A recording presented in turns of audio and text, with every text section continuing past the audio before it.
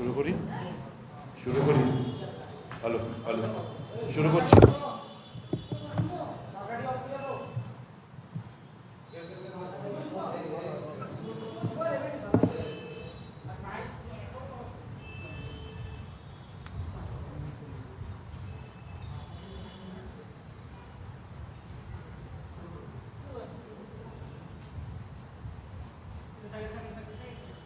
সকলকে নমস্কার। আমার প্রিয় রিপ্রেজেন্টেটিভস ফ্রম মিডিয়া,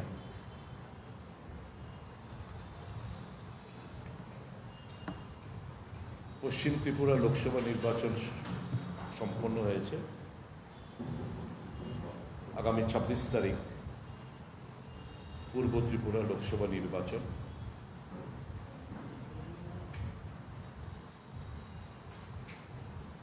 আমার মনে হচ্ছে নির্বাচনের সাথে যারা জড়িত আধিকারিকরা,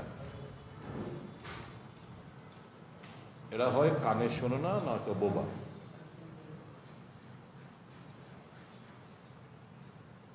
আমি জিতেন বাবু, আমরা একটা কিছুদিন আগে সাংবাদিক সম্মেলনও করেছিলাম এবং ইন্ডিয়া মঞ্চের তরফ থেকে আরোর কাছে, পূর্ব আসনের যিনি আরোর কাছে লিখিত আকারে অভিযোগ জমা পড়েছিল এই মর্মে যে যিনি পূর্ব ত্রিপুরা আসনে ভারতীয় জনতা পার্টির প্রার্থী, 2018 সালের এফিডেভিট এবং 2024 সালের এফিডেভিট থেকে পরিষ্কার যে উইথ এ মেলাফাইড ইন্টেনশন এই ক্যান্ডিডেট অন্যায়ভাবে এবং রাজনৈতিক লাভালাভের কথা মাথায় রেখে ওই ক্যান্ডিডেট উনি ওনার সারনেম দেববর্মন হিসেবে জমা দিয়েছেন। 2018 এফিডেভিটে কৃতি দেবী সিং হিসেবে জমা করেছিল এবং ওখান থেকে নির্বাচনে দাঁড়াতে গেলে certified copy of the electoral role এনে জমা দিতে হয়। আজকের তারিখেও ইলেকশন কমিশনের যে ওয়েবসাইট, এই ওয়েবসাইটে ছত্তিশগড় প্রদেশে 72 নম্বর কাওয়ারদা অ্যাসেম্বলি কনস্টিটিউয়েন্সি 205 নম্বর ভাগে 557 নম্বর ক্রমিক নম্বরে উনার নাম আজকেও কৃতি দেবী সিং হিসাবে লিপিবদ্ধ আছে। Certified copy of the electoral roll এনে এখানে জমা করতে হয়। যেহেতু ওখানে দেববর্মন হিসাবে নেই, ইলেকট্রাল রোলে যে নামটা, সেই নামটাই ব্যালট পেপারে ছাপানো দরকার এবং এটাই হচ্ছে মূলত যে রুলস এন্ড প্রসিজার। কিন্তু দেখলাম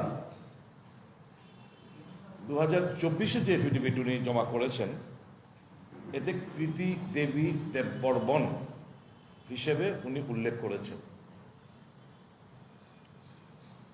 এই অভিযোগটা যখন করেছিলাম, আমরা ভেবেছিলাম যে ব্যালট পেপার পুনরায় ছাপা হবে, দেববর্মন নামটা বাদ দেওয়া হবে এবং কৃতি দেবী সিং নামে ব্যালট পেপার ছেপে নির্বাচনটা করা হবে। এই দেববর্মন টাইটেলটা লাগানোর উদ্দেশ্য হচ্ছে অন্যায়ভাবে to explore and exploit the sentiments of the Debbarman community. আমি আজকে তিপ্রাসার কাছে জিজ্ঞেস করতে চাই, যারা তিপ্রাসা কমিউনিটিতে বিলং করে,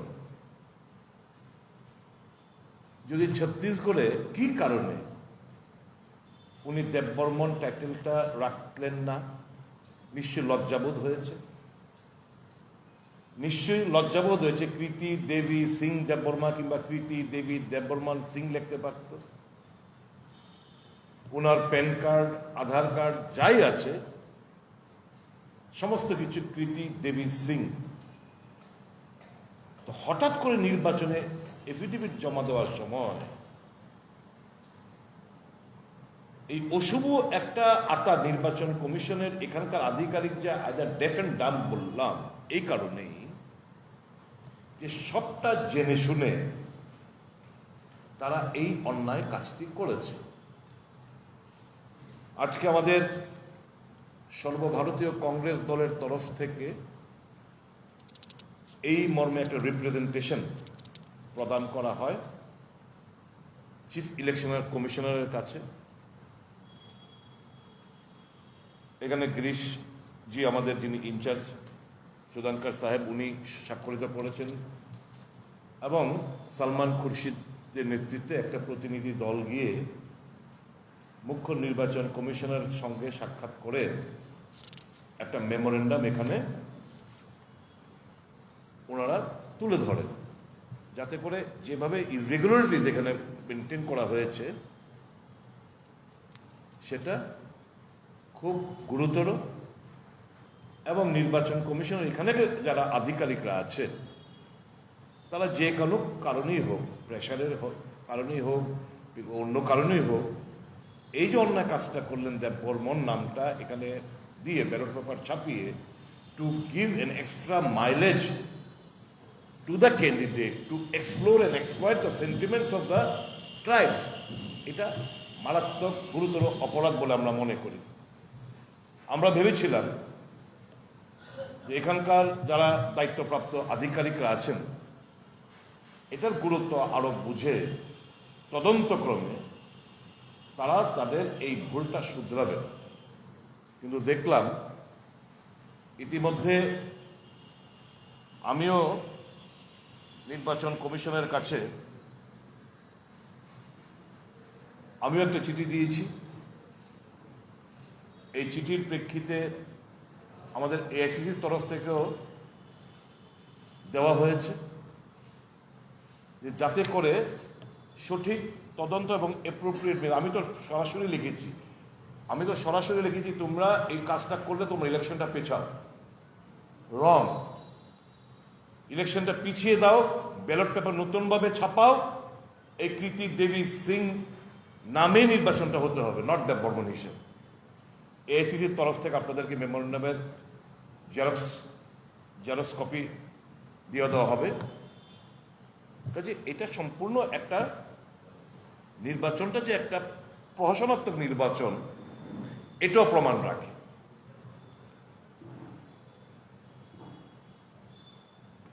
পশ্চিম ত্রিপুরা লোকসভা নির্বাচনে আমাদের অভিজ্ঞতা নিরিখে বলছি,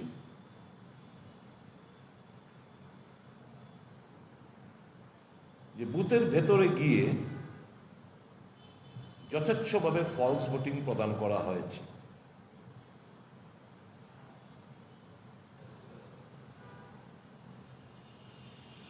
বিভিন্ন জায়গা থেকে লোক এনে ভিড় করে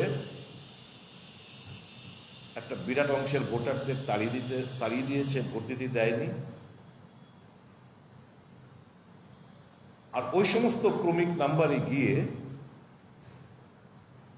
যারা বহিরাগতরা ছিলেন তারা দফায় দফায় দফায় দফায় গিয়ে ফলস ভোট প্রদান করেন। তার মানে অর্থাৎ ফলস ভোট একদিকে, আরেকদিকে হচ্ছে একটা বিরাট অংশের মানুষকে তারা বাধা দিয়েছে, যার প্রেক্ষিতে ভোট পার্সেন্টেজটা যদিও এখন ব্যাখ্যা দিচ্ছে যে ইলেকশন ডিউটির দায়িত্বপ্রাপ্ত যারা এখানে, এটার বেলায় কিন্তু দেখবেন কতজন ইডিসি ভোটার ওই ভোট কেন্দ্রে দিলেন এটার কোনো উল্লেখ নেই। এই জাস্টিফিকেশনটা দিয়ে দিচ্ছেন নির্বাচন কমিশনের তরফ থেকে। আমি হামলি রিকোয়েস্ট করব যে সমস্ত জায়গায় 103, 109% ভোট পড়েছে, কত সংখ্যক ইডিসি এখানে ভোট পড়েছে সেটাও জানান, কারণ যে পরিমাণ ভোট পড়েছে ইডিসি যদি যা পুলিং স্টাফ বড় জোর কত 9 জন 10 জন, এর বেশি তো না। এই 10 জন পড়লেও তো 10 জন ভোট ইডিসি দিলেও তো যে পরিমাণ ভোট পড়ে সেটা কাভার আপ হয় না। এটা নির্বাচন কমিশন এটা হাসাব করার চেষ্টা করছে। খোলাসা করে বেরিয়ে আসুন যে ইডিসি ওই সমস্ত বুথ কেন্দ্রে ইডিসি ভোটাররা কারা কারা ছিলেন, কজন ছিলেন, এটার হিসাবটা আপনারা জনসমক্ষে তুলে ধরলে আমরা খুব খুশি হব। আমরা আমাদের দাবি থেকে সরছি না যে পশ্চিম ত্রিপুরা লোকসভার নির্বাচন একটা প্রহসনাত্মক নির্বাচন, এটাকে নাল এন্ড ভয়েড করে পৌর নির্বাচন আবার পুনরায় করার জন্য আমরা আমার আগের স্ট্যান্ডে আমরা রয়েছি। অভিজ্ঞতার নিরিখে আমি বলবো যে আমাদেরকে যেরকমের প্রতিশ্রুতি দেওয়ার পরেও, মানুষকে আশ্বস্ত করার পরেও যে ভোট নির্ভয়ে দিতে যান, ত্রিস্তরীয় সিকিউরিটি লেয়ার থাকবে, দেখলাম সেই ত্রিস্তরীয় সিকিউরিটি লেয়ার নেই। রাস্তার মধ্যে কোথাও পুলিশ নেই। পুলিং বুথে ঢোকার জন্য অবাধে যারা যে খুশি সে ঢুকে যাচ্ছে, সেরকম নেই। নির্বাচন কমিশনের কাছে আমাদের দাবি থাকবে পূর্ব ত্রিপুরার নির্বাচন যদি অনুষ্ঠিত হয় 26 তারিখ, তাহলে যেন এই ত্রিস্তরীয় পুলিশি ব্যবস্থা, সিকিউরিটির ব্যবস্থা যেন করা হয় এবং বহিরাগতদের যেন তাড়িয়ে দেওয়া হয়, কোথাও যেন অ্যাসেম্বল না করা হয়। সুষ্ঠুভাবে নির্বাচন হলে বিজেপি এই রাজ্যে একটি আসনও পাবে না। একটি আসনও পাওয়ার মতো তাদের অবস্থান নেই। মানুষের সমর্থন সম্পূর্ণভাবে খুইয়েছে ভারতীয় জনতা পার্টি। কাজে এখন তারা গুন্ডামি করে, মানুষকে ভয় দেখিয়ে, ভোটারদের তাড়িয়ে, ভোটারদের আটকিয়ে, ফলস ভোটিং এর মাধ্যমে তারা নির্বাচনটাকে প্রহসনাত্মক নির্বাচন করতে চাইছে। পূর্ব ত্রিপুরায় যেন সেটা না করতে পারে, তার জন্য কংগ্রেস দলের তরফ থেকে, ইন্ডিয়া মঞ্চের তরফ থেকে আমরা জোরালো দাবি জানাচ্ছি। আমি আজকে শুনলাম যে যদিও প্রেস মিট বিজেপি দলের তরফ থেকে করার কথা, কিন্তু রাজবাড়িতে একটা ত্রিপুরামথার সুপ্রিমো ওখানে একটা প্রেস মিট ডেকেছেন। আমি কয়েকটা প্রশ্ন ওনার কাছেও সেদিনকে আমরা বলেছিলাম ইন্ডিয়া মঞ্চের তরফ থেকে, দয়া করে অনেকগুলো কপি করো, ইডি রাখবো না, শুধু ওই চিঠিটা দিতে, শুধু কয়েকটি প্রশ্নের উত্তর দিন। বিজেপি কাছে আমার প্রশ্ন, প্রদ্যুৎ বাবুর কাছেও প্রশ্ন, বিজেপি কি গ্রেটার ত্রিপুরাল্যান্ড সমর্থন করেন? যদি না করে থাকেন তাহলে আপনি বিজেপির সঙ্গে আতাতে গেলেন কেন? আতাত আপনার বোন বিজেপির সঙ্গে বিজেপি প্রার্থী হলো কি কারণে? দ্বিতীয় প্রশ্ন হচ্ছে কনস্টিটিউশনাল সলিউশন, দয়া করে এটা খোলাসা করে বলুন যে আপনাদের ডিমান্ড কি কি। যে কাগজটা আপনারা এনে ভোটারদের কাছে বলছেন আগামী দিন আরো অনেক কিছু পাবেন, কি কি অ্যাসপেক্টে আপনি দাবি করেছেন? কনস্টিটিউশন একটা ভেগ ওয়ার্ড, বি স্পেসিফিক। আপনি স্পেসিফিক আপনার ডিমান্ডটা কি এটা বলুন। আপনার নির্বাচন প্রতিদ্বন্দ্বিতা করতে যাচ্ছেন না আপনার বোন, ত্রিপুরা জনগোষ্ঠী কিংবা ত্রিপুরাবাসী জানতে পারলো না আপনার ডিমান্ডটা কি, কি চাইছেন, খোলাসা করে বলুন। আপনি মানুষকে অনেক নীতির কথা বলেন ফেসবুক লাইভে, দয়া করে আপনার দিদির certified copy of the electoral roll, যেটা ছত্তিশগড় থেকে নিয়ে সেখানে জমা করেছেন, তার একটা কপি দেবেন। শিক্ষাগত যোগ্যতা নিয়ে যে এফিডেভিট সোয়ের করেছেন, সাংবাদিক বন্ধুদের কাছে একটা কপি দেবেন। এবং ইরমা থেকে যে ডিপ্লোমা কোর্সটা করেছেন ম্যানেজমেন্টে, তার একটা কপি দেবেন দয়া করে।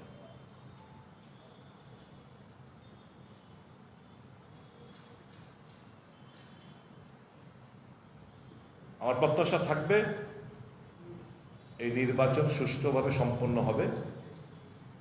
নির্বাচন কমিশনের কাছে এবং আমাদের এখানকার আধিকারিকদের কাছে, রিটার্নিং অফিসার, পুলিশ প্রশাসনের কাছে আমরা দাবি করছি পশ্চিম ত্রিপুরা অভিজ্ঞতার নিরিখে যেন এটা পুনরাবৃত্তি পূর্ব ত্রিপুরা না হতে পারে। প্রয়োজনীয় ব্যবস্থাপনা ওনাদের তরফ থেকে গ্রহণ করবেন, এটাই আমার দৃঢ় প্রত্যয় এবং প্রত্যাশা। ভোটারদের কাছে আমার বিল থাকবে,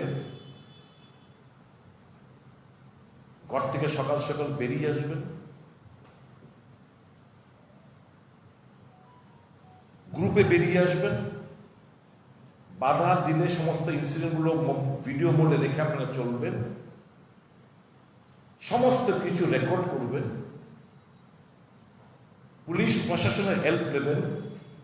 বাধা দিলেও আপনাদের ভোট কেন্দ্রে পৌঁছতে হবে, ভীরু হয়ে বাড়িতে ফিরে যাবেন না।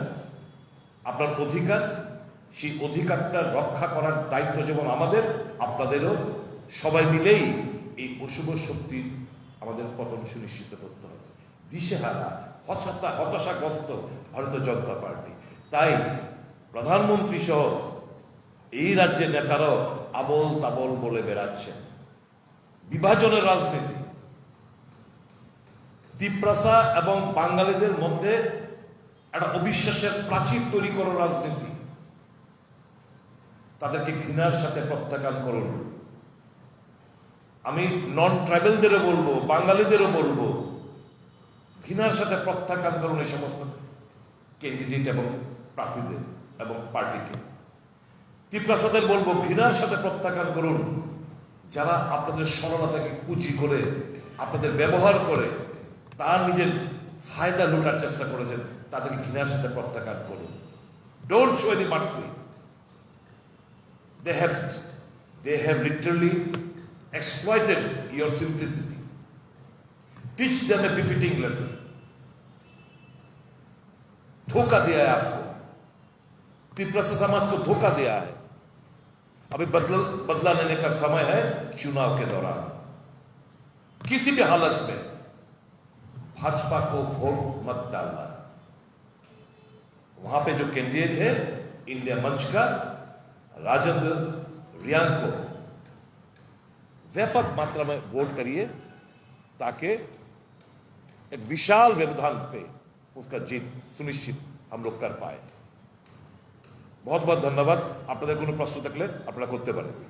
দাদা, আমরা দেখেছি কোয়াইয়ে দাঁড়িয়ে রতনলাল একটি আবেদন করেছিলেন যে 52টি বুথের মধ্যে কোয়াই বিধানসভা কেন্দ্রের যে বুথ সর্বোচ্চ ভোটে দিতে পারবে তাকে সেই বুথকে তিনি ব্যক্তিগতভাবে 200 টাকা দেবেন, এবং এটা প্রকাশ্যে এসেছে এবং আরো অনেক যেমন ভিডিও রয়েছে যা হয়তো প্রকাশ্যে আসে। নির্বাচন কমিশন কি এখনো পর্যন্ত রতনলালের বিরুদ্ধে কোনো ধরনের ব্যবস্থা নিয়েছে? কোনো একটা খবরের কাগজে দেখেছি, বোধহয় এই ব্যাপারে ওনাকে শোকজ করেছেন, খবরের কাগজে দেখেছি। আমাদের কাছে যদিও আমরা কমপ্লেন করেছি, কংগ্রেস তরফ থেকে করা হয়েছে, সিপিএম দলের তরফ থেকে করেছে, ইন্ডিয়া মঞ্চের তরফ থেকে করা হয়েছে।